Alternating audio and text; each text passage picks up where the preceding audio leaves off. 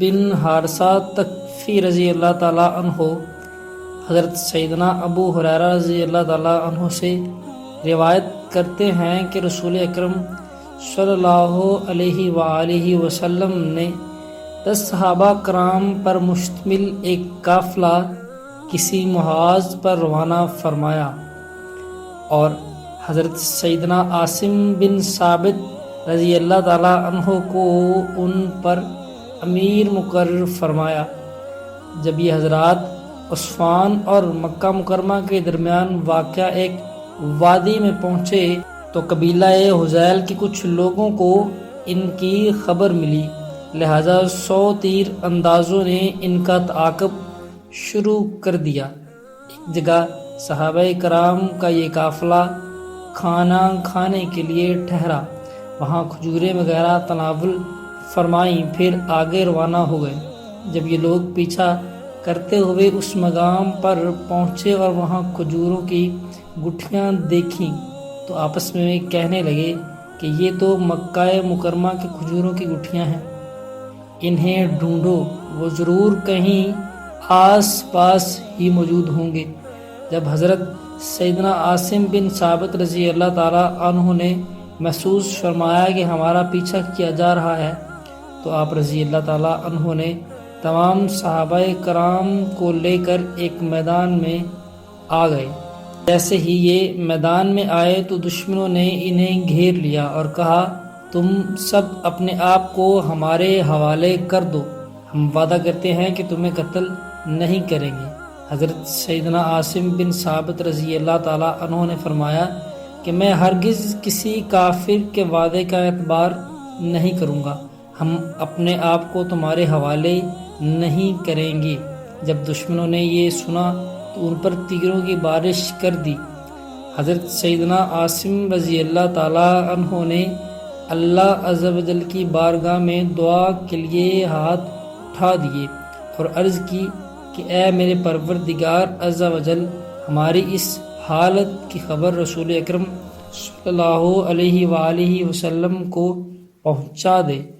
ابھی آپ رضی اللہ تعالیٰ عنہ مصروف دعا ہی تھے کہ ان ظالموں نے آپ رضی اللہ تعالیٰ عنہ کو تیر مار مار کر شہید کر دیا۔ اسی طرح اور صحابہ کرام کو بھی شہید کرتے رہے، جب آخر میں حضرت سیدنا خبیب اور حضرت سیدنا زید بن حارث اور ایک اور صحابی رضی اللہ تعالیٰ عنہم باقی رہ گئے تو انہوں نے اپنے آپ کو ان کے حوالے کر دیا۔ کفار نے دیکھ کر فوراً ان سے تلواریں چھین لی اور انہیں گھیرے میں لے لیا اور زد و کوب کرنے لگے۔ یہ دیکھ کر ان میں سے ایک صحابی رضی اللہ تعالیٰ عنہ نے کہا، خدا عز و جل کی قسم، یہ تمہاری پہلی بد عہدی ہے، اب میں ہرگز تمہارے وعدے پر اعتبار نہ کروں گا اور تمہارے ساتھ نہ جاؤں گا۔ یہ سن کر کفار نے انہیں گھسیٹنا شروع کر دیا، انہوں نے مزاحمت کی اور ان کے ساتھ جانے سے انکار کیا تو ظالموں نے انہیں بھی شہید کر دیا اور حضرت سیدنا زید بن ثابت رضی اللہ تعالیٰ عنہما کو مکہ مکرمہ لے گئے اور انہیں وہاں فروخت کر دیا۔ یہ واقعہ غزوہ بدر کے بعد پیش آیا۔ غزوہ بدر میں حضرت سیدنا خبیب انصاری رضی اللہ تعالیٰ عنہ نے حارث بن عامر کو قتل کیا تھا، چنانچہ بنو حارث نے آپ رضی اللہ تعالیٰ عنہ کو خرید لیا اور آپ رضی اللہ تعالیٰ عنہ کو شہید کرنے کے لیے ایک دن مقرر کیا تاکہ آپ رضی اللہ تعالیٰ عنہ کو شہید کر کے حارث بن عامر کے قتل کا بدلہ لے سکیں۔ پھر آپ رضی اللہ تعالیٰ عنہ کو قید میں ڈال دیا گیا۔ ایک دن آپ رضی اللہ تعالیٰ عنہ نے حارث کی لڑکی سے اس طرح مانگا تاکہ بال وغیرہ کاٹنے کے لیے اسے تیز کریں۔ لڑکی نے اس طرح دے دیا۔ تھوڑی دیر بعد اس لڑکی کا ایک چھوٹا سا بچہ آپ رضی اللہ تعالیٰ عنہ کے پاس آیا اور آپ رضی اللہ تعالیٰ عنہ کی گود میں بیٹھ گیا۔ اس لڑکی کو یہ بات معلوم نہ جب وہ دوبارہ اس طرف آئی اور اس نے دیکھا کہ آپ رضی اللہ تعالیٰ عنہ کے ہاتھ میں استرا ہے اور بچہ آپ رضی اللہ تعالیٰ عنہ کی گود میں بیٹھا ہوا ہے تو وہ بہت خوف زدہ ہو گئی کہ کہیں یہ میرے بچے کو قتل نہ کر دے۔ جب آپ رضی اللہ تعالیٰ عنہ نے اسے خوف زدہ دیکھا تو فرمایا کیا تو اس بات سے خوف زدہ ہے کہ میں اسے قتل کر دوں گا؟ اس نے کہا کہ ہاں۔ آپ رضی اللہ تعالیٰ عنہ نے فرمایا خدا عز و جل کی قسم میں ہرگز ایسا نہیں کروں گا۔ پھر آپ رضی اللہ تعالیٰ عنہ نے بچے کو اس کی طرف بھیج دیا۔ وہ لڑکی کہا کرتی تھی خدا عز و جل کی قسم میں نے خبیب انصاری رضی اللہ تعالیٰ عنہ سے بہتر کوئی قیدی نہیں دیکھا۔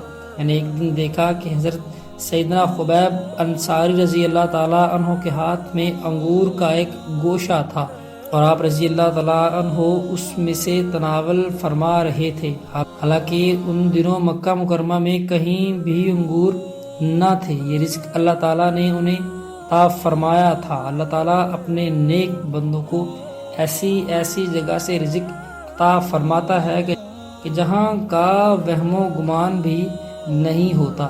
جب حضرت سیدنا خبیب رضی اللہ تعالیٰ عنہ کو شہید کرنے کے لیے حدود حرم سے باہر لایا گیا تو اس مرد مجاہد کو کفار مکہ نے چاروں طرف سے گھیر لیا اور تماشائی بن کر ایک سچے عاشق رسول اور رب العالمین کی وحدانیت کا اعلان اظہار کرنے والے مرد مومن کے گرد جمع ہو گئے۔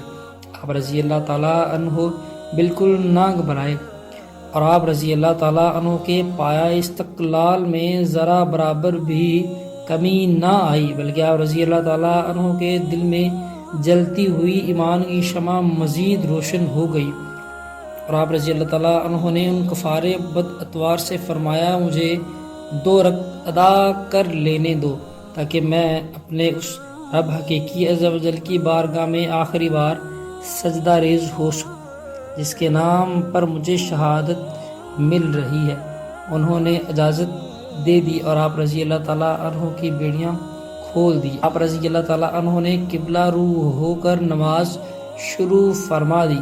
رضی اللہ تعالیٰ عنہ نے بڑے اطمینان سے نماز ادا کی، پھر کفار سے مخاطب ہو کر ارشاد فرمایا اگر مجھے اس بات کا احساس نہ ہوتا کہ میری طویل نماز سے شاید تم یہ سمجھنے لگو کہ میں موت کے خوف سے نماز طویل کر رہا ہوں تو میں بہت خشوع و خضوع سے نماز پڑھتا اور اپنے رب عز و جل کی بارگاہ میں خوب طویل سجدے کرتا۔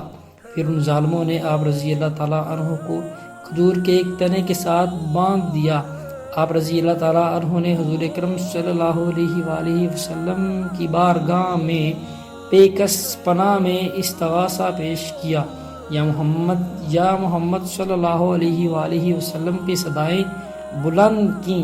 پھر اللہ عز و جل کی بارگاہ میں اس طرح دعا کی کہ اے پروردگار عز و جل تو ان سب کو چن چن کر تباہ و برباد کر دے اور ان میں سے کسی کو بھی باقی نہ رکھ۔ اس کے بعد ابو سروع بن عقبہ بن حارث آگے بڑھا اور اس ظالم نے ایک سچے عاشق رسول کو بڑی ہی بے دردی سے شہید کر دیا۔ اللہ عز و جل کی ان پر رحمت ہو اور ان کے صدقے ہماری بھی مغفرت ہو، آمین۔